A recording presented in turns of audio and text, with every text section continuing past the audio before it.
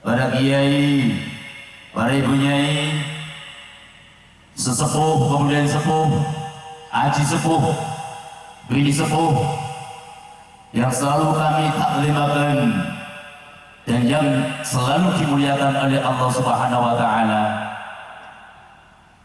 Kepada jajaran pengurus Nahdlatul Ulama dari unsur Mustasyar, Syuriah, Tanfidiyah, juga semua banom-banom, lembaga-lembaga Nahdlatul Ulama di Kecamatan Bakel. Kepada yang terhormat teman-teman para kiai, pengurus ranting Nahdlatul Ulama dari jajaran Syuriah, Tanfidiyah, dan juga banom lembaga yang ada yang pada saat ini hadir, yang saya hormati, kepada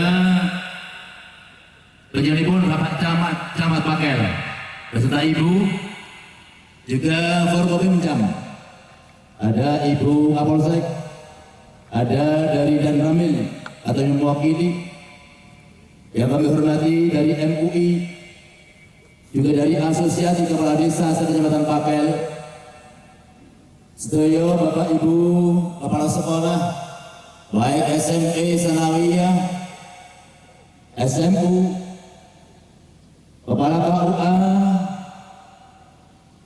Kantor Urusan Agama Bakel, ugi sedaya pangapunten ingkang sami rawuh, boten ngurangi raos taklim dalem dumateng panjenengan dalam boten sebadakan satu persatu.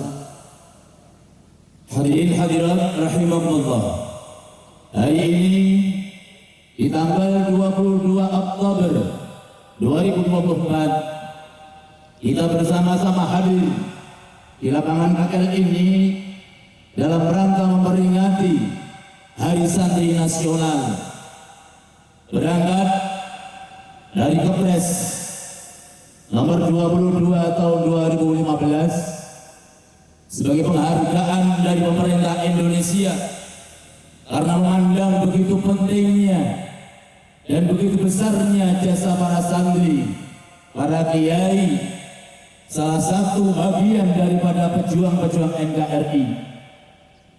Ini sangat luar biasa. Hadirin hadirat yang dimuliakan Allah Subhanahu wa Ta'ala, khususnya semua tamu kehormatan yang ada di bawah tribun yang kami banggakan, adik-adik sedaya para santri, baik santri tua, santri muda, ingkang dalam tresnani. Tema pada saat ini seperti yang tertera dalam banner kita di belakang itu, tema kita pada saat ini menyambung juang merengkuh masa depan. Artinya apa? Kita para kaum santri punya kewajiban besar untuk melanjutkan, meneruskan perjuangan-perjuangan para orang-orang tua kita, para masyayikh-masyayikh kita, para santri-santri pendahulu kita yang berjuang dengan gigih ikut dalam satu barisan bagian dari anak bangsa yang memerdekakan tanah air kita ini. Seandainya tidak ada resolusi jihad dari Hadrat Syekh Hasyim Asy'ari, maka kejadian Hari Pahlawan 10 November tidak akan pernah terjadi. Ini sejarah. Ketika itu baru saja 2 bulan bangsa Indonesia merdeka. Semuanya bangsa Indonesia gegap gembira. Rasa syukur telah diproklamirkan menjadi negara yang merdeka. Tapi selang 2 bulan Belanda nikah bersama Jepang, Inggris datang lewat Surabaya. Insinyur Soekarno beserta Bung Hatta pada waktu itu merasa kaget. Beliau pusing 7 keliling. Baru saja diproklamirkan, mereka datang lagi. Alasannya mencari tentara mereka yang masih menjadi tahanan di Indonesia. Akan tetapi mereka datang ke sini dengan peralatan yang cukup luar biasa, alutsista yang lengkap, pasukan yang sangat luar biasa banyaknya. Akhirnya atas saran Panglima Jenderal Sudirman agar supaya Insinyur Soekarno dan Bung Hatta menghadap Hatur Syekh Hasyim Asy'ari di Jombang. Alhamdulillah diterima dengan baik, disemayani telung dino. Hatur Syekh badhe istikharah dulu. Baru ketika itu tanggal 21 Oktober musyawarah mengundang konsul-konsul, perwakilan-perwakilan dari Surabaya, Madura untuk berkumpul bersama di gedung Ansor di Jalan Bubutan Surabaya. Apa yang disampaikan oleh Hatur Syekh Hasyim Asy'ari? Ada dua hal para santri, adik-adik santri, ini harus sampai ingat. Satu, resolusi jihad. Yang kedua, fatwa jihad. Resolusi jihad dialamatkan kepada pemerintah Indonesia agar mengeluarkan sebuah keputusan untuk berjuang bersama-sama memerangi penjajah yang datang, yang kita kenal dengan agresi kedua. Yang kedua, fatwa jihad ini dialamatkan khusus pertama kepada Nahdlatul Ulama, kepada Nahdliyin dan semua warga Muslim Indonesia, baik dari Pojok Muhammadiyah, LDII dan lain sebagainya.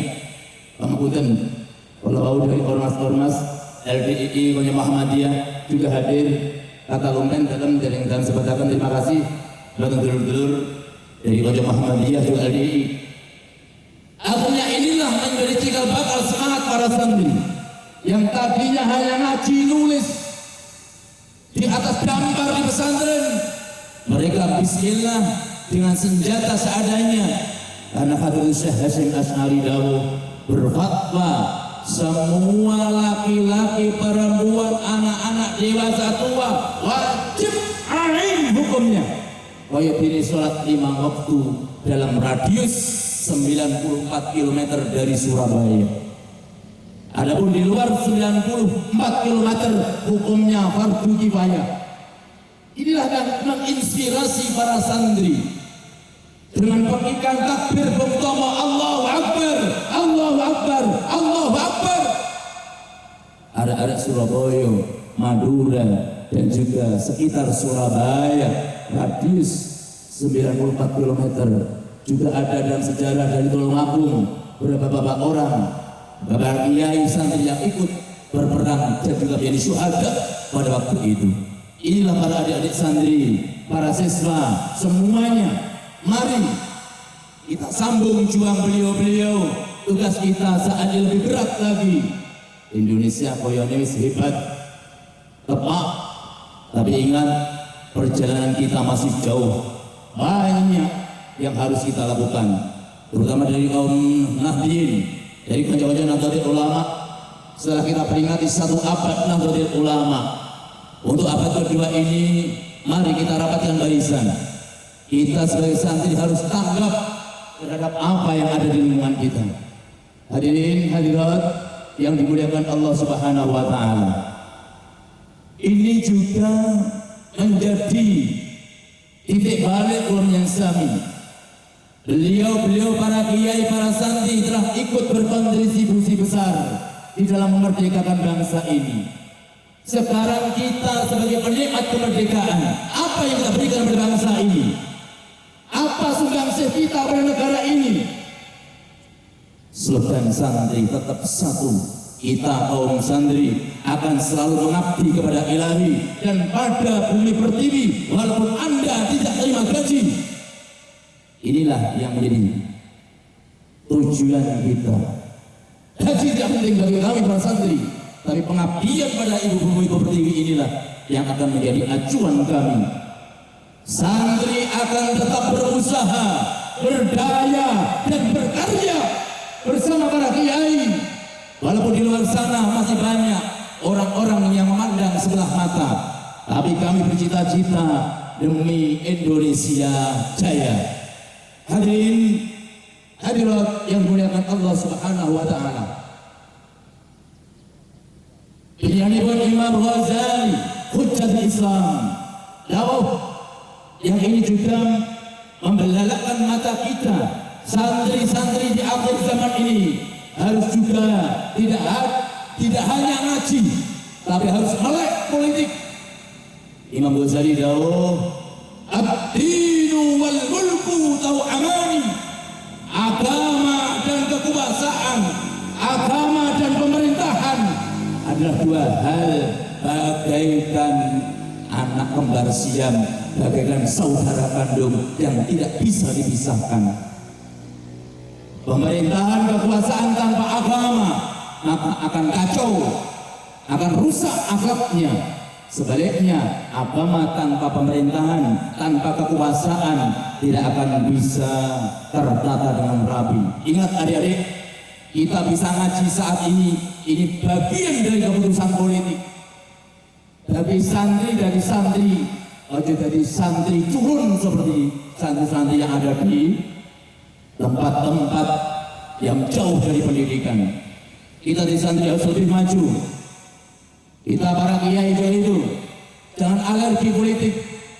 Para kiai ojo diolok-olok, kiai disini ngaji. Enggak, kiai harus berpolitik. Itu hak kita sebagai bangsa. Kenapa? Kita para kiai pakai asiyasiyah kiaiyah, politiknya kiai, tapi bukan kiai politik. Kalau kiai politik itu biasanya golek amplop ngalor ngidul. Yang penting rono diamplopi melok, rono diamplopi melok. Tapi kita teguh demi ini. Bapak-bapak yang ada di birokrasi Nyuwun Sewu, kami para santri terus mengembangkan ini semua. Surau-surau kami ramaikan dengan pengajian-pengajian, madrasah, masjid-masjid. Semuanya kita pakai demi untuk mendidik anak-anak kami, santri-santri kami, walaupun tanpa ada gaji, tidak masalah, eksis sampai sekarang. Ini para adik-adik dalam rangka menyambung juang para ulama-ulama kita, santri-santri kita yang terdahulu. Hadirin Syekh Hasyim Asy'ari, ketika Bung Tomo dawuh datang Yai, saya siap berperang, adendang ngantanon Yai buntut, Yai Abbas buntut. Beliau datang di tanggal 8, 9 sampai Surabaya. Perang besar terjadi dengan untaian tasbih. Ini ulama walinya Allah, hanya dengan untaian tasbih 4 pesawat Belanda jatuh. Iki awak ngambil yo kono, ora yo kono, tapi ini kenyataan. Inilah luar biasanya ulama-ulama kita, karena spiritual yang sangat luar biasa, kedekatan dengan Allah Subhanahu wa taala. Hadirin hadirat para peserta apel yang dimuliakan Allah Subhanahu wa taala. Di penghujung sambutan saya ini, amanah ini, saya mengajak kepada semua siswa sekolah manapun, para santri, ayo belajar yang genah, belajar tenanan. Kanjeng Nabi Muhammad sallallahu alaihi wasallam, wahyu yang pertama kali datang kepada beliau bukan kewajiban sholat, bukan kewajiban zakat, bukan, tapi apa? Iqra bismi rabbikal ladzi khalaq ila khamsatil ayat. Bacalah. Artinya apa? Anda harus belajar dari santri genah, dari siswa si genah. Banggakan orang tua.